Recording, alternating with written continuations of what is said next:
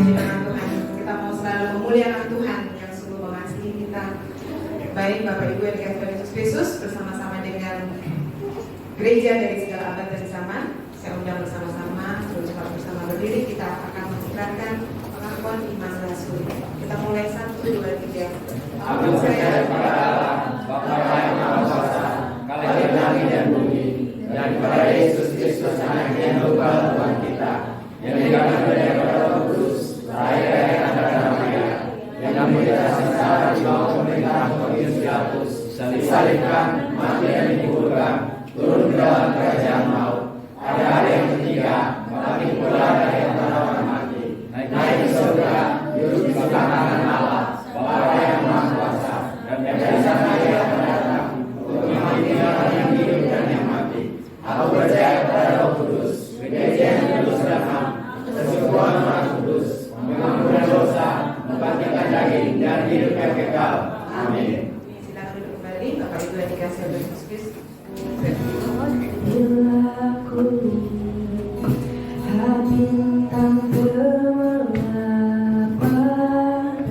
dan bunyiku riuhku tenang, ya Tuhanku, tak putus aku heran melihat ciptaanmu yang besar. Maka jiwaku pun memujimu, sungguh besar Kau Allahku. Maka jiwaku pun memujimu, sungguh besar Kau Allahku.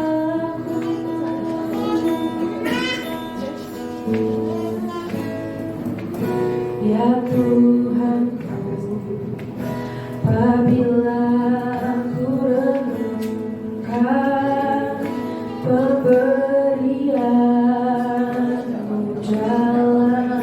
dalam penebus, berkah bagiku dicurahkan oleh Putra, darahnya menebus. Maka jiwaku memujimu, sungguh besar Kau Allahku. Maka jiwaku memujimu, sungguh besar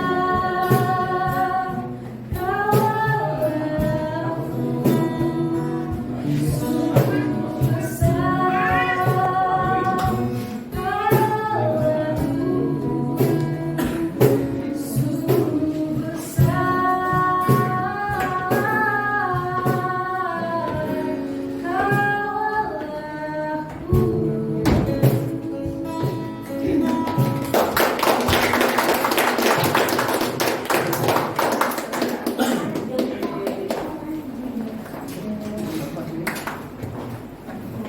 Sungguh besar Kau Terima kasih, Tuhan Grace.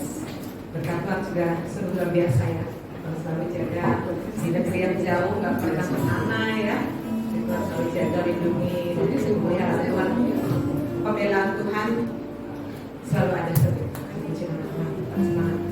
Terima kasih sekali lagi. Kakak bersama Tuhan, kita satu pujian bersama. Bagi Tuhan tidak ada yang mustahil. Seperti dikatakan oleh Maria saat dia mendengar berita bahwa ia akan mengandung anak dari Roh Kudus, responnya bagi Tuhan tidak ada yang mustahil. Jadilah padanya seperti yang Tuhan berkata. Saya juga yakin dan percaya itu juga menjadi bagi kita. Aku yakin saat kau berfirman, aku yakin saat kau berfirman, ku menyerah.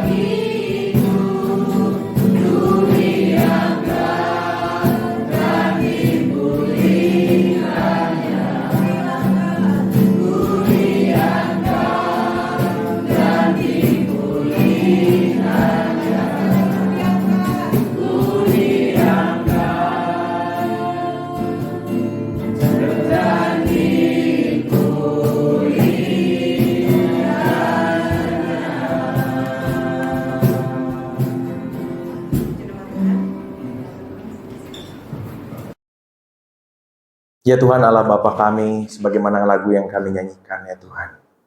Ini adalah pernyataan iman kami. Bahwa bagimu tidak ada yang mustahil. Kami telah melihat dan merasakan begitu banyak kebaikan Tuhan. Oleh sebab itu ya Tuhan, ajar kami untuk selalu berserah. Mengingat bahwa pertolongan Tuhan tidak pernah terlambat. Selalu ada dan selalu nyata bagi setiap kami. Terima kasih ya Tuhan, karena minggu ini Kau berikan hari yang cerah untuk kami semua datang, duduk diam, beribadah, bernyanyi bersama, berdoa bersama ya Tuhan. Ini adalah anugerah dari Tuhan. Terima kasih juga ya Tuhan, karena Engkau memberikan anugerah terbesar bagi kami, yaitu keselamatan. Pengorbanan-Mu dan juga firman-Mu. Alkitab yang kami punya saat ini, itu adalah hadiah terbesar yang berisi firman dan yang berisi hikmat-hikmat yang kami perlukan untuk hidup ini. Oleh sebab itu ya Tuhan, berbicaralah, karena kami semua siap mendengar. Ya Allah Roh Kudus, penuhi hati kami satu demi satu ya Tuhan, dan terangi kami ya Tuhan, sehingga yang kami dengar adalah firman Tuhan saja. Dan mampukan kami ya Tuhan untuk tidak hanya menjadi pendengar, melainkan menjadi pelaku kebenaran firman-Mu. Terima kasih ya Tuhan, sekali lagi bersabdalah, karena kami sedia mendengar. Sembunyikan hamba-Mu di bawah kaki salib-Mu, biar hanya kemuliaan Kristus yang nyata. Di dalam nama Tuhan Yesus Kristus, semua yang percaya katakan, amin. Terima kasih, silakan duduk kembali. Saudara-saudari sekalian, shalom. Shalom. Selamat pagi. Selamat pagi. Terima kasih atas kesempatan yang diberikan oleh Pak Pendeta Parang, Ibu Rita, dan juga seluruh majelis dan seluruh jemaat, dan juga Pak Pendeta Ngadi dan Grace tentunya yang beri kesempatan untuk melayani hari ini di tempat ini.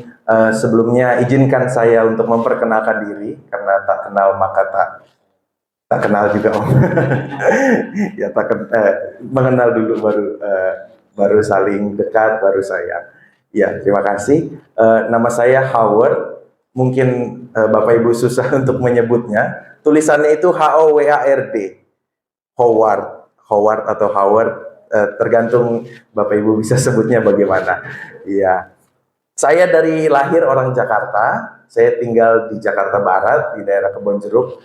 Dari saya lahir, sebelumnya kedua orang tua saya orang Manado. Mereka orang Manado, mereka menikah di Manado, kemudian setelah itu pindah hidup di Jakarta Barat. Jadi saya orang Kebonjeruk dari lahir. Saya lahir besar di sana, sempat tinggal di Manado 2 tahun, kemudian kembali. Saya di usia saya menginjak SMP kelas 3 atau kelas 9, saya pindah ke Cibubur. Jadi dari orang Jakarta Barat ke orang perbatasan. Jakarta Timur, Bogor, Depok, Bekasi, semua perbatasan di situ. Itulah Cibubur. Jadi saya jadi orang Cibubur dari saya SMA, kira-kira tahun 2012 sampai detik ini. Kemudian saya diberi panggilan oleh Tuhan untuk menjadi hamba Tuhan, untuk menjadi pendeta. Awalnya bukan karena keinginan saya sendiri. Awalnya itu sebenarnya dari nazar orang tua. Oleh sebab itu nama kedua saya adalah Samuel. Howard Samuel. Samuel, kalau mungkin Bapak Ibu ingat ceritanya, berasal dari cerita seorang imam yang bernama Samuel yang kelahirannya diminta. Kelahirannya diminta oleh ibunya dan ayahnya, Hana dan Elkana. Mereka meminta karena mereka saat itu tidak punya anak. Dan mereka berjanji kepada Tuhan, itulah namanya nazar. Janji yang harus ditepati kepada Tuhan. Bahwa ketika anaknya lahir, yaitu Samuel, anaknya tersebut akan diserahkan untuk jadi pelayan Tuhan penuh waktu di bait Allah. Dan puji Tuhan, setelah Hana dan Elkana menangis kepada Tuhan, berdoa, berlutut, setiap hari Tuhan memberikan Samuel hadir ke dalam dunia mereka. Dan itulah yang dialami oleh mami dan papi saya, oleh ayah dan ibu saya. Mereka berdoa, mereka meminta, setelah 2 tahun ibu saya boleh hamil dan lahirlah saya ke dalam dunia. 1998. Dan sehingga ketika saya lahir tersebut, begitu banyak mujizat yang Tuhan beri. Saya dan ibu saya hampir meninggal karena persalinannya sulit. Akhirnya saya harus dilahirkan secara sesar dan lain sebagainya. Begitu banyak mujizat Tuhan sehingga ayah dan ibu saya yakin anak pertama ya harus menjadi hamba Tuhan. Dan itu yang selalu diberitahukan dari orang tua saya ke saya. Setiap kali ada orang tanya, saya masih kecil. Setiap kali orang tanya, Howard kamu kalau besar mau jadi apa? Selalu bilang ya, mau jadi pendeta atau menjadi pengkhotbah. Jadi itu yang selalu saya bilang dari kecil. Sampai akhirnya kelas 9, sampai akhirnya kelas 3 SMP, kelas 2 atau 3 SMP, saya mulai mempertanyakan kepada Tuhan, kenapa saya harus jadi pendeta? Kenapa orang lain, teman-teman saya bisa pilih cita-citanya, bisa pilih nanti kalau besar mau jadi apa? Kenapa saya tidak bisa memilih? Saat itu yang dalam pertanyaan saya, itu yang berada di dalam pikiran saya. Dan kemudian setelah saya pindah ke Cibubur, masuk ke satu gereja, kemudian melakukan persekutuan, disitulah saya menemukan panggilan saya. Sebenarnya sederhana Bapak Ibu Saudara. Jadi saat itu ada mentor rohani, kita bikin persekutuan setiap hari Jumat sore, hanya ada saya dan juga beberapa teman-teman yang seumuran. Di situ mentor rohani saya memberikan cerita seperti ini. Jadi orang yang belum kenal Kristus itu seperti orang yang tidak sadar mereka sedang berjalan menuju ke dalam jurang. Dan orang Kristen adalah orang yang bertugas untuk berteriak memanggil mereka. Kalau perlu menarik mereka kembali untuk percaya kepada Kristus. Ilustrasi sederhana itu yang kemudian menjadi semacam suara Tuhan dalam hidup saya. Bahwa kamu salah satu orangnya. Kamu adalah orang yang akan menarik orang-orang tersebut untuk datang percaya kepada Kristus. Bapak Ibu Saudara-saudari, dengan panggilan itulah, maka saya ingat saat itu keputusannya sudah bulat. Kalau misalnya selesai SMA, saya mau masuk sekolah teologi, saya mau diperlengkapi, saya mau jadi pelayan Tuhan, saya mau berkhotbah. Dan saat itu gereja saya sangat fokus melayani dalam bidang misi. Kemudian sempat satu pendeta kami diutus ke Kamboja saat ini, walaupun saat ini sudah almarhum. Tahun lalu Tuhan baru panggil kembali pulang. Jadi saya beberapa tahun terakhir memang dibesarkan di gereja yang fokusnya adalah penginjilan, fokus adalah misi. Jadikan semua bangsa muridku, kata Tuhan Yesus sebelum Tuhan Yesus naik ke surga. Jadi dengan semangat itu saya melayani. Saya siap untuk masuk sekolah teologi, kemudian 2015 saya masuk ke sekolah teologi, sempat beberapa tahun di Jakarta, dan kemudian ketika pandemi melanda, saya diminta untuk melayani ke Makassar, saya diminta untuk melayani menjadi guru sekolah, suatu pengalaman yang tidak mudah juga, tetapi satu pengalaman iman yang sangat menarik karena ya seperti tadi Bapak sudah mendoakan anak-anak kita, ya anak-anak kita adalah fondasi dari iman gereja. Oleh sebab itu saya belajar sungguh-sungguh bagaimana caranya mengajar anak-anak SD dan SMP lewat Zoom saat itu. Tidak gampang tapi juga menarik, sangat menarik mengajar anak-anak tersebut. Kemudian dalam kesempatan saya melayani di Makassar, saya sempat belajar selama 2 bulan di GKI Papua. Saya tinggal di Jayapura dari bulan Juni sampai bulan Juli. Di sana saya melayani di gereja, di semua komisi pelayanan, di pelayanan anak, pelayanan kaum ibu, pelayanan lansia. Jadi saya dipelengkapi terus oleh Tuhan. Dan di tahun 2022, ketika saya sedang memutuskan apakah saya mau melayani ke gereja atau apakah saya harus berhenti sejenak untuk berkuliah lagi dan segala macamnya. Kemudian Tuhan memberikan jawaban untuk saya, diberi mujizat oleh Tuhan.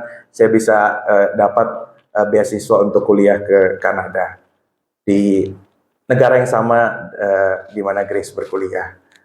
Jadi tahun 2022 bulan September saya berangkat ke Kanada kembali bersekolah teologi dan nama sekolahnya adalah Vancouver School of Theology. Sekolah teologi di Vancouver. Dan Bapak Ibu Saudara-saudari, awal sebelum saya datang saya bergumul sekali, kenapa saya harus ke sana? Dan kemudian saya dapat jawaban dari Tuhan dengan diskusi dengan mami, dengan papi saya. Keduanya berkata, bukankah ini yang kamu inginkan dari dulu? Bukankah melayani keluar, menjangkau orang-orang yang tidak mengenal Tuhan, bukankah itu adalah impianmu sejak SMA? Lalu saya mikir, kenapa begitu? Kan saya berkuliah. Terus lalu mami saya jelaskan, di sana banyak sekali orang dari berbagai negara. Kalau misalnya kamu mau melayani sebagai misionaris ke tempat yang baru, dengan orang-orang yang baru juga, apa bedanya dengan kamu datang ke Kanada, bertemu dengan orang-orang dari berbagai negara, berbagai bahasa, dan banyak, kalau misalnya Bapak Ibu sudah dengar, banyak negara-negara di Eropa atau di Amerika mulai meninggalkan Tuhan. Gedung ibadah ditutup, gedung gereja yang bagus-bagus tidak dipakai untuk bergereja. Itu sangat menyedihkan Bapak Ibu. Dan saya tanpa kebetulan diminta Tuhan untuk ke sana. Berarti di sana saya tidak hanya kuliah, saya juga melayani. Saya juga menjangkau orang-orang di sana yang dulu mungkin Injil dari sana dibawa oleh orang-orang dari Eropa atau Amerika ke Indonesia. Sekarang terbalik. Orang-orang di Asia, orang-orang di Afrika, orang-orang di Amerika Selatan yang pergi ke Eropa, yang pergi ke Amerika untuk menginjil. Karya Tuhan sungguh luar biasa Bapak Ibu. Amin. Bapak Ibu, itu yang menjadi pendorong buat saya kuliah di sana, turut ambil bagian melayani di sana. Dan saat ini, puji Tuhan, saya sedang menjalani proses kependetaan di sana selama 2 tahun. Nanti bulan Januari ini saya kembali untuk melanjutkan kuliah. Saya bersama dengan Grace kembali ke Kanada, dia bekerja. Saya melanjutkan kuliah sambil melanjutkan proses kependetaan di sana. Dan memang sambil menjalani proses kependetaan itu, dalam hati saya cuma satu, semakin banyak orang yang bisa dimenangkan. Semakin banyak orang yang percaya. Saya membayangkan Bapak Ibu, beda sekali ketika di sini dengan semua hal yang kita bisa siapkan, kita menyanyi, bersukacita, memuji Tuhan dengan semangatnya. Kemudian saya membayangkan di sana dengan gedung-gedung yang indah, ternyata tidak banyak yang datang. Betapa pedihnya hati Tuhan melihat hal seperti itu. Dan seharusnya lebih membakar semangat kita untuk semakin giat melayani Tuhan. Amin. Bapak Ibu Saudara-saudari, saya memberi tema untuk khotbah atau renungan singkat hari ini, kehadiran Tuhan di tengah pergumulan. Kehadiran Tuhan di tengah pergumulan. Oleh sebab itu, mari kita membuka Alkitab kita dari kitab Nabi Yesaya. Yesaya pasal 9. Yesaya nomor 9 atau pasal 9, ayatnya yang pertama sampai ayatnya yang ke-5, antara 5 atau 6.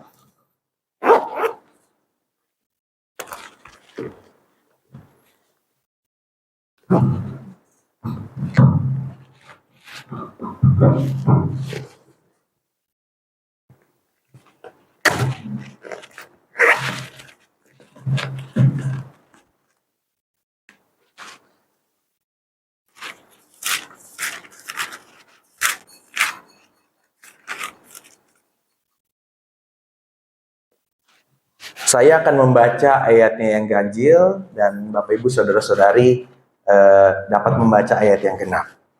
Dan pada ayat yang ke-6 kita akan membacanya bersama-sama. Yesaya pasal 9. Bangsa yang berjalan di dalam kegelapan telah melihat terang yang besar. Mereka yang diam di negeri kekelaman, atasnya terang telah bersinar. Ini sukacita besar. Seperti sukacita di waktu panen, terang bersorak-sorak di waktu membagi pelajaran. Sebab kuk yang menekannya dan gandar yang di atas bahunya, serta tongkat si penindas, telah Allah patahkan, seperti pada hari kekalahan Midian. Sebab tiap batu tentara yang berkata, dan setiap jumpa yang bermurah akan menjadi kemenangan. Sebab seorang anak telah lahir untuk kita, seorang putra telah diberikan untuk kita. Lambang pemerintahannya ada di atas bahunya, dan namanya disebutkan orang. Perhatikan ini. Penasihat ajaib, Allah yang perkasa, Bapa yang kekal, Raja damai. Bersama-sama, besar kekuasaannya, dan damai sejahtera tidak akan berkesudahan di atas tahta Daud dan di dalam kerajaannya. Karena ia mendasarkan dan mengokohkannya dengan keadilan dan kebenaran dari sekarang sampai selama-lamanya. Cemburuan Tuhan semesta alam akan melakukan hal ini. Bapak Ibu Saudara, sedemikian jauh pembacaan firman Tuhan. Berbahagialah setiap kita yang tidak hanya menjadi pendengar, melainkan menjadi pelaku kebenaran firman Tuhan hari demi hari. Amin. Bapak Ibu Saudara-saudari yang dikasihi Tuhan, ketika saya dari tadi bermain gitar sudah mempersiapkan dan juga kembali mengingat-ingat, saya akan khotbah dari Yesaya 9. Kemudian sambil main gitar, tadi sambil bernyanyi, saya langsung lihat ayat ini. Ini salah satu ayat favorit juga dari keluarga. Sebab Tuhan mengetahui rancanganmu, rancangan yang mendatangkan sukacita, yang mendatangkan keselamatan, bukan mendatangkan kecelakaan. Nah, Bapak Ibu Saudara, bayangkan jemaat yang sama atau umat yang sama yang menerima pesan ini adalah umat yang sama yang menerima pesan firman Tuhan di Yesaya 9 ini. Bapak Ibu Saudara, apakah saat Yesaya 9 ini ditulis, apakah saat itu mereka sedang dalam keadaan yang baik-baik saja? Apakah saat itu mereka, jemaat Israel saat itu, apakah mereka lagi hidup di istana? Apakah mereka saat itu lagi hidup enak-enakan, Sabtu Minggu bisa jalan-jalan atau segala macamnya? Jawabannya tidak, Bapak Ibu. Mengapa tidak? Karena saat itu mereka sedang dibuang. Bangsa Israel karena ketidaktaatan mereka, Tuhan harus disiplinkan, dibuang jauh sekali ke negara Babel. Bayangkan Bapak Ibu kalau misalnya, saya membayangkan itu seperti kita dari Jakarta, kita dipindahkan ke Semarang atau ke Surabaya. Dipindahkan secara paksa. Bukan transmigrasi Bapak Ibu. Ini dipindahkan secara paksa. Dan mereka tidak punya pemimpin. Gereja mereka atau bait Allah mereka dihancurkan. Mereka tidak punya apa-apa. Mereka budak di negara orang. Bapak Ibu Saudara-saudari, hidup mereka tidak mudah saat itu. Mungkin saya bayangkan seperti kita. Teman satu angkatan saya sempat membuat satu novel kecil yang menceritakan bagaimana kondisi di pembuangan saat itu. Gak mudah Bapak Ibu, mereka setiap hari sudah harus bangun subuh, mereka bekerja, mereka bangun. Kalau misalnya Bapak Ibu ingat cerita Daniel, mereka bangun kuil atau patung-patung penyembahan. Kalau Bapak Ibu ingat, ya aktivitas yang dilakukan budak tidak lebih seperti yang dilakukan di zaman Daniel saat itu. Mereka harus bangun subuh-subuh, mereka menjadi budak bekerja, membuat infrastruktur dari kerajaan Babel, semua dikerjakan. Bukan karena keinginan mereka, bukan karena mereka mencari uang. Beda loh Bapak Ibu. Mungkin kita di sini sama-sama pejuang untuk mencari sesuap nasi, mencari rezeki untuk keluarga kita. Mereka bekerja karena dipaksa. Mereka tidak punya hak asasi manusia sama sekali. Karena mereka adalah tawanan perang. Jadi hidup saat itu di sana betul-betul tidak mudah. Dan Bapak Ibu, oleh sebab itu janji ini walaupun berat, tapi mereka saat itu harus kerjakan. Bayangkan Bapak Ibu di ayat yang ke-7, kan di ayat 11 Tuhan berkata seperti ini. Di ayat yang ke-7 Tuhan mengatakan sesuatu yang mungkin kita sudah familiar. Usahakanlah kesejahteraan di kota di mana aku buang. di mana kesejahteraan bagi kota ini adalah kesejahteraan yang Tuhan mau hadirkan. Nah, Bapak Ibu, bayangkan mereka saat itu sedang melakukan sesuatu yang dipaksa, tetapi mereka tetap Tuhan perintahkan untuk menjadi berkat. Kalau secara manusiawi mungkin atau tidak? Tidak mungkin. Tetapi Tuhan menjanjikan ini. Tuhan menjanjikan ketika mereka tidak punya pemimpin, ketika mereka sedang ditawan, ketika mereka sudah tidak punya pengharapan, penasihat yang ajaib akan muncul. Amin. Raja damai akan muncul untuk mereka. Penasihat ajaib akan muncul. Allah yang perkasa akan muncul. Bapa yang kekal akan muncul memegang pemerintahan itu bagi hidup mereka. Bapak Ibu Saudara, kalau misalnya lagi kesusahan, lalu kemudian misalnya kita lagi kelaparan, dari pagi kita sudah harus pergi berjualan, kemudian kita sampai sore tidak berhenti-berhenti bekerja, mungkin karena di hari tersebut ramai gitu.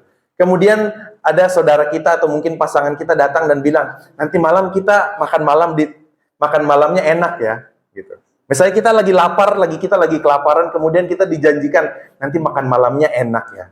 Pasti semangat kita bertambah, bukan? Saya akan giat bekerja karena nanti malam saya dan keluarga akan makan makanan yang enak, sehingga ada pengharapan itu. Dan Bapak Ibu Saudara-saudari, janji-janji ini adalah penguatan. Janji-janji ini adalah penguatan bagi mereka. Bahwa Allah hadir di tengah pergumulan. Amin. Allah hadir di tengah pergumulan. Walaupun Bapak Ibu, mereka harus menunggu 700 tahun. Mereka harus menunggu 700 tahun sampai Tuhan Yesus lahir ke dunia. Sampai Natal ini. Mereka tidak singkat menunggu waktu ini. Tetapi penyertaan Tuhan berikan. Kalau Bapak Ibu bisa ingat cerita Ratu Esther. Bayangkan cerita Ratu Esther, orang Yahudi tetapi bisa kemudian masuk ke dalam kerajaan, bisa mengubah satu kerajaan, bisa menjaga orang Yahudi dari kepunahan saat itu. Bapak Ibu, kalau bukan mujizat itu apa lagi? Oleh sebab itu, Natal itu adalah penggenapan dari janji Tuhan untuk dunia. Pengharapan janji Tuhan untuk orang Kristen manapun yang tinggal di Jakarta Barat, yang tinggal di Jakarta Selatan. Kita di tempat ini tidak ada yang luput dari janji Tuhan. Dan bahkan Bapak Ibu ingat ketika nanti kita minggu ini dan minggu depan mulai baca-baca perikop Natal. Ingat, Bethlehem, tempat Yesus lahir, adalah tempat yang sangat kecil.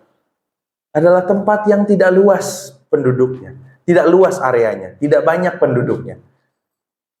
Tuhan datang di tempat yang kecil, di tempat yang orang lain mungkin belum tentu mau datang. Dan itu adalah bagi saya dan Bapak Ibu Saudara. Allah hadir di tengah pergumulan. Tuhan katakan di ayat yang kedua, Engkau telah menimbulkan banyak sorak-sorai, dan Engkau telah menimbulkan sukacita yang besar. Artinya, selama ada Tuhan, di tengah pergumulan semacam apapun, hati kita tetap bisa damai. Amin. Kita tetap akan bisa bersukacita. Rezeki itu seakan-akan tidak pernah menjadi nol, karena ada Tuhan yang menyediakan. Bapak Ibu, saya selalu terberkati, saya dan keluarga selalu terberkati dengan cerita janda di Sarfat. Ketika satu ibu dan anaknya sudah tidak punya apa-apa lagi untuk dimakan. Kemudian satu pendeta datang ke rumah mereka. Minta makanan dong. Bapak Ibu bayangkan jika misalnya di kantong kita sudah tidak ada uang lagi. Kemudian tiba-tiba di depan pintu ada yang ketok minta makan. Kita sebagai pemimpin keluarga, ayah atau ibu mungkin pikir dua kali. Ini ada anak saya, bagaimana ini? Ditudung saji, hanya tersedia makanan untuk keluarga saya. Saya tidak bisa kasih lagi ke orang. Sedangkan di luar ada yang ngetok-ngetok perlu makan. insting kita sebagai ayah atau sebagai ibu berpikir, oh ini buat keluarga saya dulu dong. Kondisi janda di Sarfat, ibu dan juga anak tersebut demikian. Mereka tinggal punya satu adonan untuk bikin roti untuk mereka. Setelah itu mereka tidak punya apa-apa. Kemudian karena mereka percaya Tuhan menolong, mereka kasih yang terakhir. Dan kemudian ketika mereka menjual buli-buli itu, ternyata dari situ berkat Tuhan mengalir dan bisa mencukupi kebutuhan dari ibu dan anak ini. Karena mereka tetap menolong, karena mereka tahu ketika Tuhan hadir, berapapun jumlah materi yang ada di kantong mereka, di rumah mereka, itu tidak akan mengurangi berkat dari Tuhan mengalir ke rumah mereka. Dan saya percaya ketika Allah hadir di dalam pergumulan Bapak, Ibu, Saudara, dan saya, saluran berkat itu tidak akan pernah berhenti dalam kehidupan kita. Bapak, Ibu, Saudara-saudari yang dikasihi Tuhan, dalam Natal ini, hal apa yang paling kita nantikan saat ini dari Tuhan?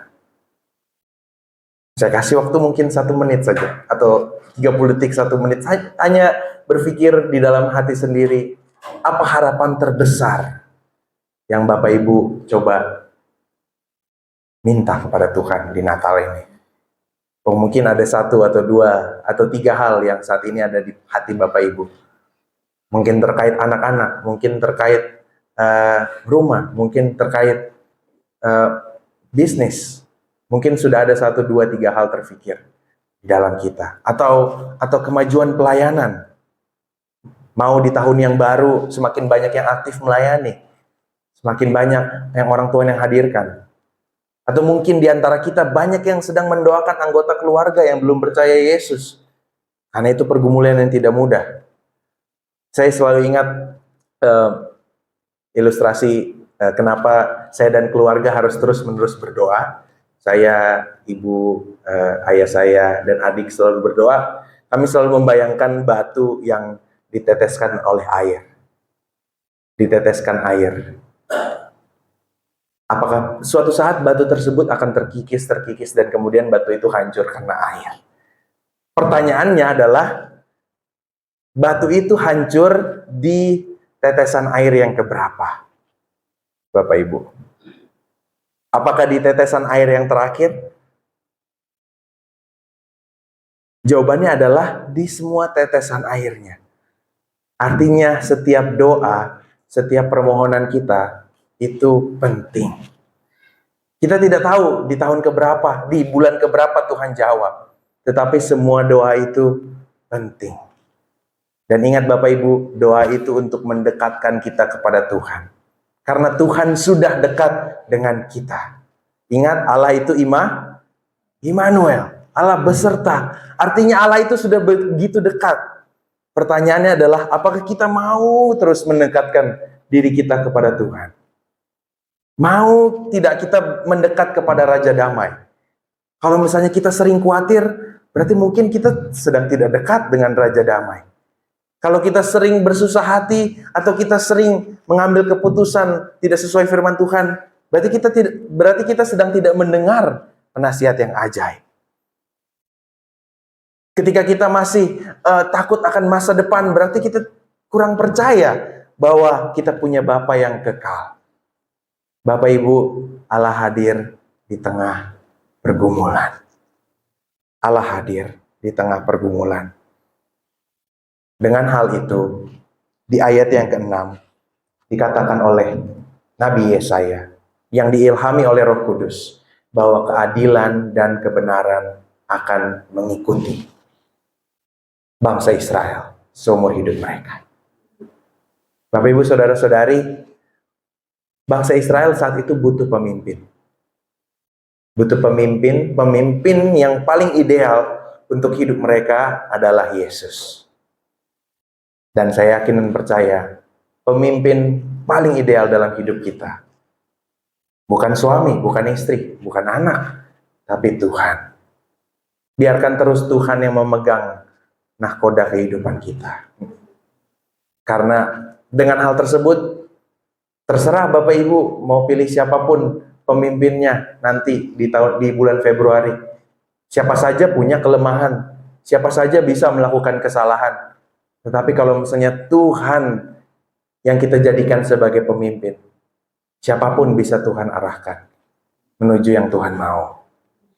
Siapapun tidak akan menjerumuskan orang Kristen. Ingat lagu Bapak Ibu, 1000 lebah di sebelah kiri, 10.000 lebah di sebelah kanan. Kita tetap di tengah saja menonton. Karena apa? Karena dilindungi Tuhan.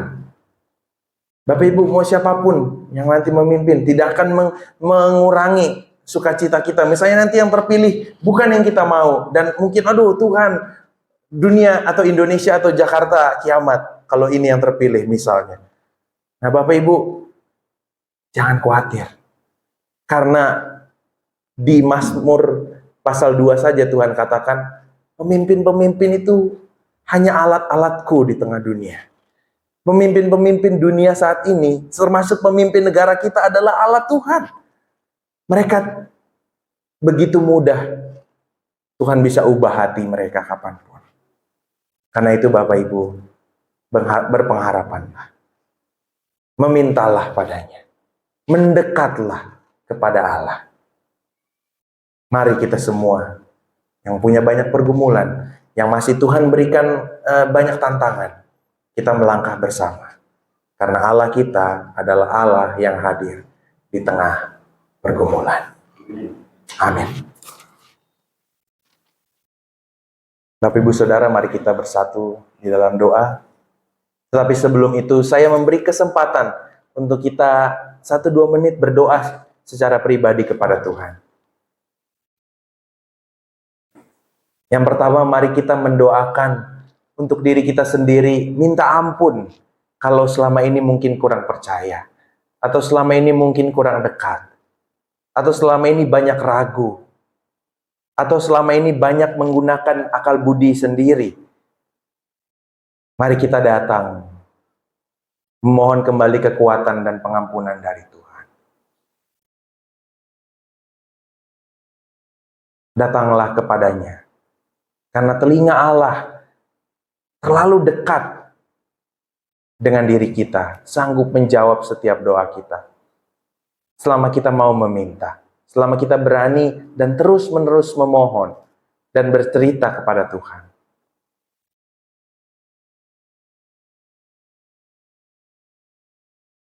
Kemudian mari kita juga berdoa untuk harapan dan impian kita secara khusus di akhir tahun ini. Salah satu hal yang membuat Natal menjadi spesial adalah Tuhan Yesus tidak hanya lahir dan kebaikannya untuk Yesus saja, untuk keluarganya saja, tetapi Tuhan mau memberikan kebahagiaan dan keselamatan bagi dunia. Oleh sebab itu ada kesempatan, selalu ada harapan untuk kita, untuk orang yang kita doakan, untuk kondisi yang kita mau supaya lebih baik, untuk keadaan ekonomi kita, untuk keadaan sekolah anak-anak kita, untuk masa depan dalam bisnis kita, karir kita, dalam kita mendoakan orang-orang yang ingin percaya, dalam masa depan pelayanan di gereja ini. Sampaikan semua pergumulanmu di hadapannya. Karena Allah Maha mendengar dan sanggup menjawab dan memberikan lebih daripada yang kita minta. Berdoalah Bapak Ibu kepada Tuhan. Condongkanlah hatimu dan hatiku kepadanya. Makasih Tuhan Yesus. Terima kasih. Terima kasih ya Tuhan.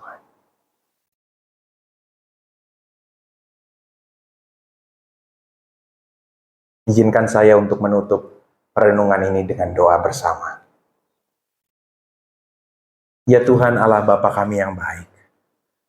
Terima kasih karena Yesus Kristus, pengantara kami, sahabat kami, datang sebagai Bapa yang kekal, datang sebagai Raja Damai, datang sebagai penasihat ajaib, datang sebagai Allah yang perkasa dalam hidup kami.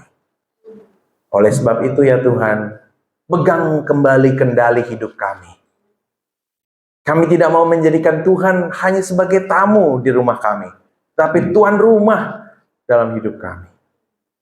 Sehingga kami memiliki mata yang baru, hati yang baru untuk melangkah bukan dengan mata manusia, melainkan dengan mata iman. Ya Tuhan Yesus, kasihanilah kami dan jamahlah kami, sehingga langkah kaki kami menjadi langkah yang penuh berkat, menjadi langkah yang penuh kemenangan. Karena kami mengandalkan Tuhan, karena kami memberitakan firman Tuhan. Berkati keluarga kami ya Tuhan, sanak saudari kami, orang-orang yang kami rindukan untuk mengenal Yesus. Jamah hati mereka ya Tuhan. Dan biarlah di hari-hari Natal ini, menjelang Natal ini, banyak mujizat yang kami tidak duga terjadi, melainkan Engkau hadirkan, yang akan membuat satu atau seisi sorga bersorak-sorai. Sebagaimana yang Kau janjikan ya Tuhan, satu jiwa, satu domba saja diselamatkan, satu malaikat, satu kumpulan malaikat bersuka cita. Apalagi ketika beberapa orang Tuhan hadirkan, datang kepada Kristus. Ya Tuhan, kami rindu menyatakan kemuliaan-Mu. Di tengah keterbatasan kami, di tengah kelemahan dan kelebihan yang kami punya, ini kami ya Tuhan. Kami serahkan hidup kami sepenuhnya untuk berpegang kepada tangan Yesus yang kekal. Terima kasih karena Engkau hadir dalam pergumulan. Sebagaimana Engkau hadir buat orang Israel, Engkau juga hadir bagi seluruh jemaat Tuhan di GKRI Epifania. Terima kasih Yesus. Di dalam nama Tuhan Yesus Kristus, kami bersyukur atas firman-Mu. Haleluya. Amin. Saya serahkan pada Baik, Bapak Ibu yang dikasihi Yesus Kristus, kita bersyukur hari ini ibadah boleh berjalan dengan baik. Tuhan tolong, kita akan sama-sama memasuki jam terakhir. Wajah surat anugerah. Kita akan menuju bersama-sama berdiri, karena syukur kita atas anugerah Tuhan, atas kasih Tuhan buat kita semua. Tuhan Yesus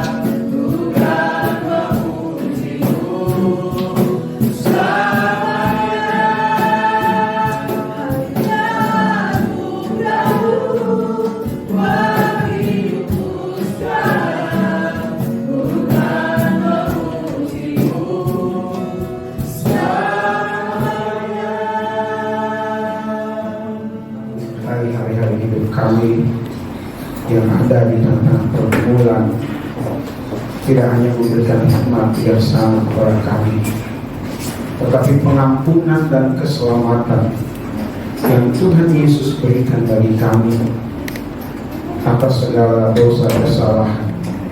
Kami boleh diselamatkan dan kami boleh menikmati janji-janji Tuhan di dalam menjalani hari-hari yang ada. Terima kasih untuk kebenaran firman Tuhan melalui hamba-Mu, saudara kami, yang dimana kami diingatkan bahwa Tuhan selalu hadir, Yesus selalu hadir di dalam setiap pergumulan hidup kami. Makanya kami tidak boleh taruh hati, kecewa, putus asa, melakukan tindakan-tindakan yang tidak berkenan kepada Tuhan. Tapi ada sukacita, ada kemenangan, ada damai sejahtera karena kehadiran Tuhan atas hidup kami. Karena semua ada di dalam kendali-Nya Tuhan. Karenanya berkatilah hamba-Mu di tengah-tengah pelayanan yang ada di Kanada, dan untuk proses kependetaannya Tuhan yang campur tangan. Demikian juga studinya boleh dituntaskan dengan baik. Kami juga berdoa untuk hubungannya, untuk kelanjutannya dengan Grace. Kami percaya yang datangnya dari Tuhan itu yang terbaik. Karena Tuhan yang bela, Tuhan yang atur, Tuhan yang campur tangan untuk kemuliaan Tuhan. Terima kasih. Kami juga doakan untuk Grace dalam masa kerja setelah kuliah. Kami mohon campur tangan Tuhan yang terbaik yang Tuhan kerjakan atas hidupnya, dan Grace boleh terus melihat kemurahan demi kemurahan Tuhan di dalam kehidupannya. Terima kasih Bapak. Demikian juga kami berdoa untuk Pendeta Ngadi Utomo dan keluarga dan beberapa jemaat Tuhan yang akan bermisi ke Lampung dari tanggal 22 hingga tanggal 26. Tuhan campur tangan, kehadirannya membawa sukacita, membawa kemenangan, membawa kemuliaan bagi nama Tuhan. Banyak orang yang dilawan oleh Tuhan, termasuk keluarga hamba-Mu ini, dan boleh kembali lagi ke Jakarta melayani bersama-sama dalam keadaan baik. Terima kasih. Kami juga terus berdoa untuk sidang jemaat-Mu yang akan liburan, bahkan ada yang sudah pulang kampung. Tuhan sertai, biarlah mereka terus ingat akan kasih sayang Tuhan, dan mereka boleh menyaksikan kemurahan Tuhan dengan siapapun yang ditemui. Termasuk kami hari Selasa bersama dengan keluarga akan ke Bengkulu. Kami percaya Tuhan akan menyertai dalam perjalanan yang tidak mudah ini. Di dalam nama Yesus, kehadiran kami menjadi berkat bagi keluarga besar dan juga bagi jemaat Tuhan yang ada di GKSIA, baik di unit 1, unit 2. Terima kasih. Demikian juga jemaat Tuhan yang ditinggalkan yang ada di Jakarta. Kami mohon Tuhan tetap menyertai mereka, menguatkan, menghiburkan mereka selama kami di luar daerah, di luar kota, ada di daerah. Mereka semua dalam keadaan baik, tetap berpengharapan hanya kepada Tuhan, tetap hadir di ibadah hari Minggu tanggal 24, tetap hadir di ibadah tanggal 25, dan nanti bersama-sama ibadah tutup dan buka tahun. Terima kasih Bapak. Dan kami juga tidak lupa berdoa untuk bangsa dan negara kami. Negara ini ada dalam kasih sayang Tuhan. Segala macam pemikiran tokoh-tokoh politik, tokoh-tokoh bangsa dikendalikan oleh Tuhan. Karenanya pakailah pemerintah kami untuk mensejahterakan Indonesia, untuk boleh mengatasi segala macam kejahatan yang ada, baik itu teroris, paham-paham radikal, bahkan Tuhan para korupsi dan lain sebagainya, sehingga Indonesia menjadi negara yang bermartabat, negara yang menjadi berkat bagi negara-negara lain. Itu harapan kami, dan Indonesia ada dalam damai. Terima kasih Bapa di sorga.